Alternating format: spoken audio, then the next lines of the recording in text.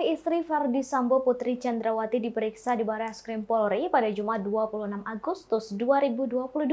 Saat datang, Putri tampak tampil berbeda mengenakan kerudung berwarna hitam dan pakaian serba hitam. Penampilan tersebut sempat mengecoh wartawan yang ada di Barreskrim Polri. Putri tampak menutupi wajahnya menggunakan kerudung yang ia gunakan.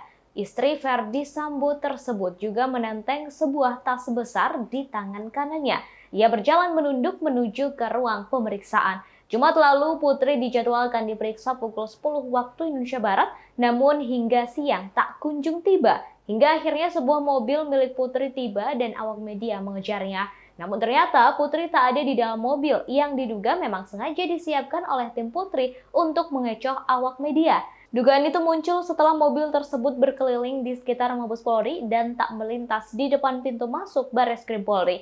Ternyata Putri hadir menggunakan mobil lain dan masuk ke Barreskrim Polri melalui pintu lain. Ia masuk ke gedung Barreskrim Polri didampingi oleh sejumlah wanita dan pria berseragam batik. Diketahui Putri telah ditetapkan sebagai tersangka dalam kasus pembunuhan Brigadir J. Selama 12 jam pemeriksaan, Putri dicecar 80 pertanyaan oleh penyidik dan tetap menyebut dirinya mengalami pelecehan seksual. Hal itu disampaikan oleh pengacara Putri Chandrawati, Arman Hanis. Arman menambahkan pengakuan tersebut sudah tercantum dalam berita acara pemeriksaan atau BAP.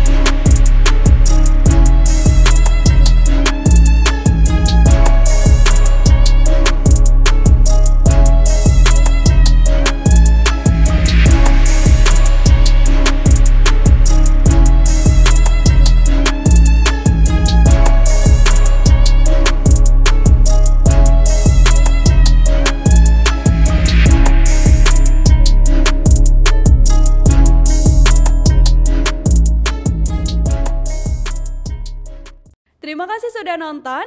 Jangan lupa like, subscribe, dan share ya.